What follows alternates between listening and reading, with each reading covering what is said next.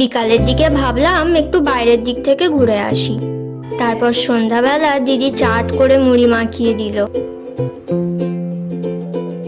টিফিনটা করার পর দিদিদের ছাদে চলে এলাম। একটু আগেই সবাই মিলে বসে এখানে আড্ডা দিচ্ছিল। ফাঁকা হতেই দুজনে চলে এলাম। এই বিছানাটা কি সুন্দর দেখতে, তবে শোয়ার পর আরো ভালো লাগছিল। পুজো তো কমপ্লিট, তাই দিদি এখন প্রসাদগুলো রেখে দিচ্ছে।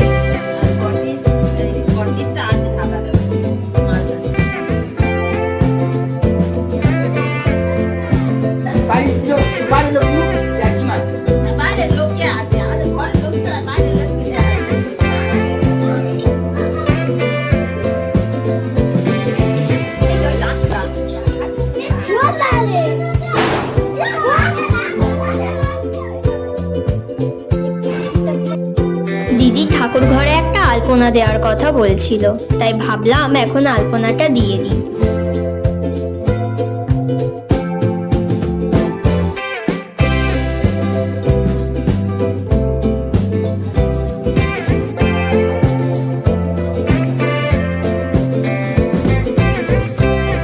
আলপনাটা কেমন হলো তোমরা কিন্তু অবশ্যই জানাবে।